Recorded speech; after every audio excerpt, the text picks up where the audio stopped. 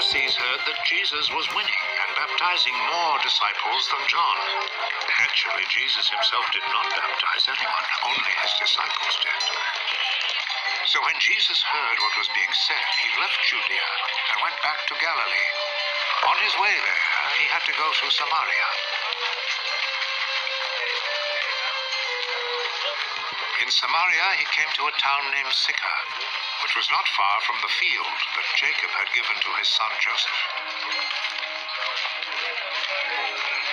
Jacob's well was there, and Jesus, tired out by the trip, sat down by the well. It was about noon.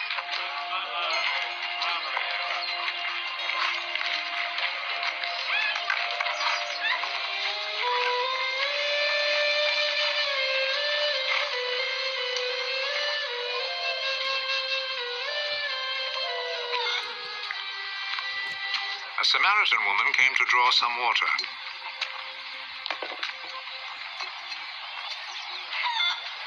Give me a drink of water. His disciples had gone into town to buy food. You're a Jew and I'm a Samaritan. So how can you ask me for a drink? Jews will not use the same cups and bowls that Samaritans use. If you only knew what God gives, and who it is that is asking you for a drink, you would ask him. And he would give you a life-giving water. Sir, you don't have a bucket and the well is deep. Where would you get that life-giving water? It was our ancestor Jacob who gave us this well. He and his children and his flocks all drank from it. You don't claim to be greater than Jacob, do you? Those who drink this water will get thirsty again. But those who drink the water that I will give them will never be thirsty again. The water that I will give them will become in them a spring, which will provide them with life-giving water and give them eternal life. Sir, give me that water. Then I will never be thirsty again, nor will I have to come here to draw water. Go and call your husband and come back. I don't have a husband. You're right when you say you don't have a husband. You've been married to 5 men, and the man you live with now is not really your husband. You have told me the truth. I see you are a prophet, sir. My Samaritan ancestors worshipped God on this mountain. But you Jews say that Jerusalem is the place where we should worship God. Believe me, woman. The time will come when people will not worship the Father either on this mountain or in Jerusalem.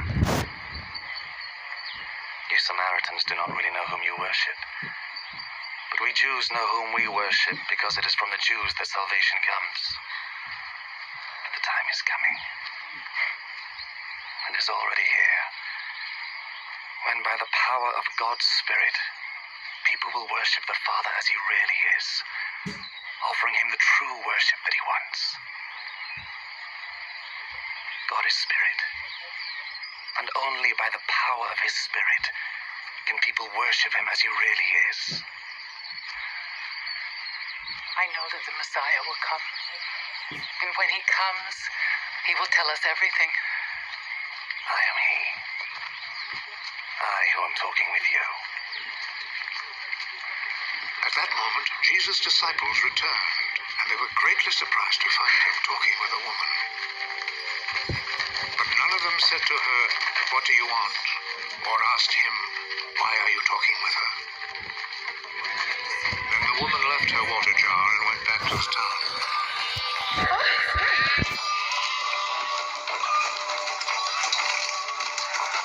Come and see the man who told me everything I've ever done.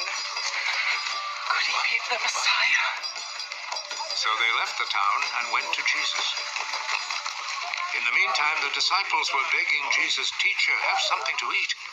But he answered, I have food to eat that you know nothing about. So the disciples started asking among themselves, could somebody have brought him food? My food is to obey the will of the one who sent me, and to finish the work he gave me to do. You have a saying, 4 more months and then the harvest. But I tell you, take a good look at the fields. The crops are now ripe and ready to be harvested. The one who reaps the harvest is being paid and gathers the crops for eternal life. So the one who plants and the one who reaps will be glad together. For the saying is true. Someone plants, someone else reaps. I I've sent you to reap the harvest in a field where you did not work. Others work there, and you profit from their work. Many of the Samaritans in that town believed in Jesus because the woman had said, "He told me everything I have ever done." So when the Samaritans came to him, they begged him to stay with them. And Jesus stayed there 2 days.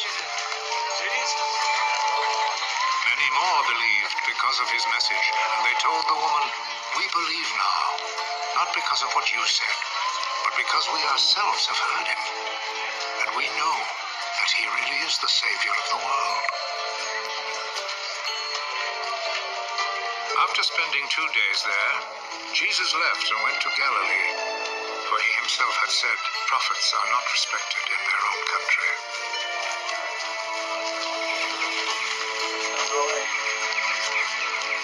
When he arrived in Galilee, the people there welcomed him, because they had gone to the Passover festival in Jerusalem and had seen everything that he had done during the festival.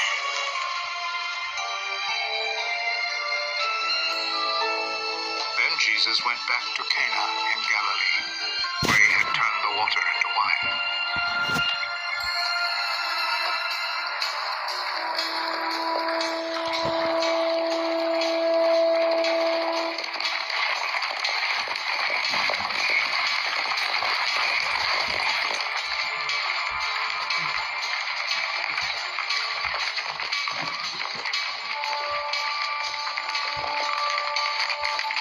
A government official was there whose son was sick in Capernaum.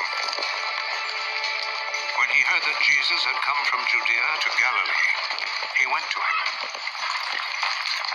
and asked him to go to Capernaum and heal his son, who was about to die. None of you will ever believe unless you see miracles and wonders. Sir, come with me.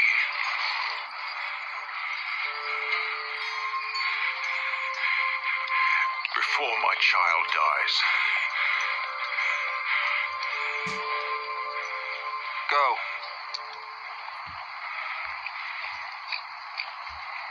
Your son will live.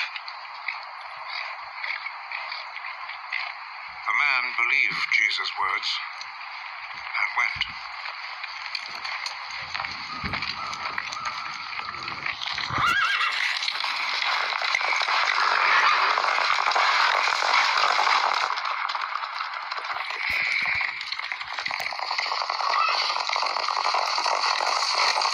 On his way home, his servants met him with the news.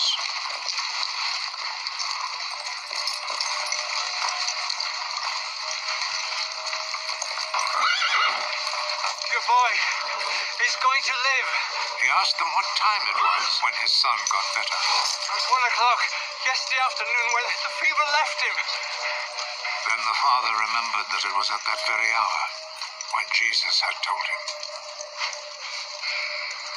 Your son will live.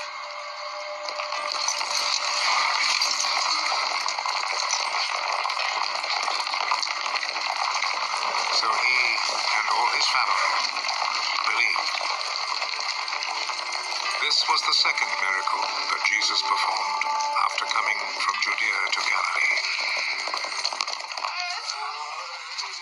After this, Jesus went to Jerusalem for a religious festival. Near the sheep gate in Jerusalem, there is a pool with 5 porches. In Hebrew, it is called Besatha.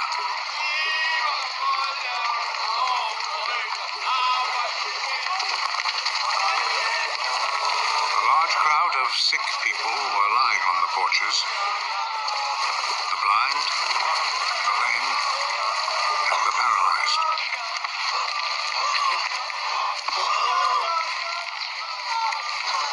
A man was there who had been sick for 38 years.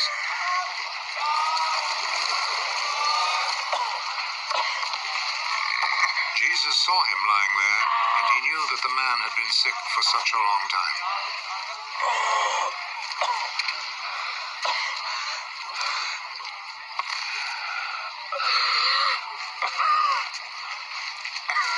Do you want to get well? Sir, I don't have anyone here to put me in the pool when the water is stirred up. While I'm trying to get in, somebody else gets there first.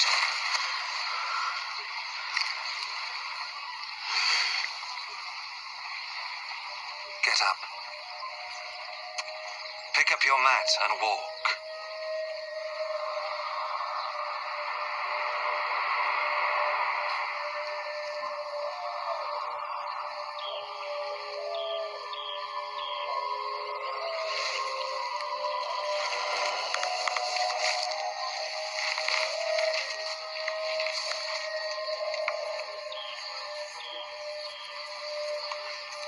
Immediately, the man got well.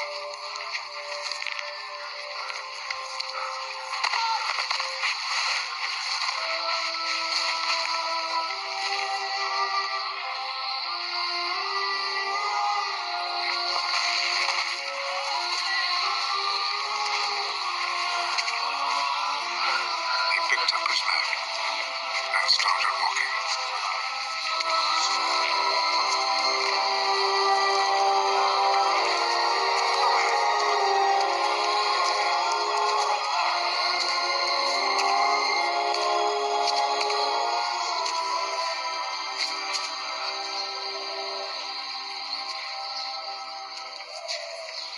The day this happened was a Sabbath, so the Jewish authorities told the man who had been healed, This is a Sabbath, and it is against our law for you to carry your mat.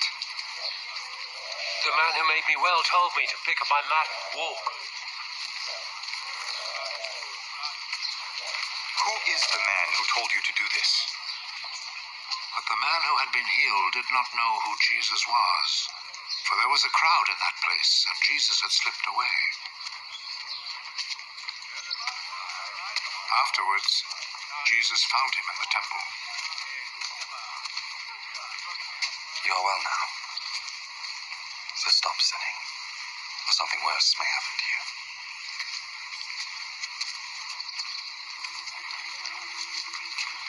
Then the man left and told the Jewish authorities that it was Jesus who had healed him.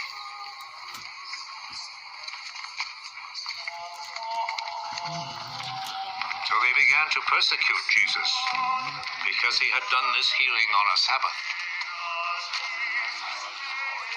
Jesus answered them, My Father is always working, and I too must work. This saying made the Jewish authorities all the more determined to kill him. Not only had he broken the Sabbath law, but he had said that God was his own Father, and in this way had made himself equal with God. So Jesus answered them, I tell you the truth. The Son can do nothing on his own. He does only what he sees his Father doing. What the Father does, the Son also does. For the Father loves the Son and shows him all that he himself is doing. He will show him even greater things to do than this, and you will all be amazed. Just as the Father raises the dead and gives them life, in the same way the Son gives life to those he wants to. Nor does the Father himself judge anyone. He has given his Son the full right to judge, so that all will honor the Son in the same way as they honor the Father. Whoever does not honor the Son does not honor the Father who sent him. I am telling you the truth. Those who hear my words and believe in him who sent me have eternal life. They will not be judged, but have already passed from death to life. I am telling you the truth. The time is coming. The time has already come when the dead will hear the voice of the Son of God. And those who hear it will come to life. Just as the Father is himself the source of life, in the same way he has made his Son to be the source of life. And he has given the Son the right to judge because he is the Son of Man. Do not be surprised at this. The time is coming when all the dead will hear his voice and come out of their graves. Those who have done good will rise and live. And those who have done evil will rise and be condemned.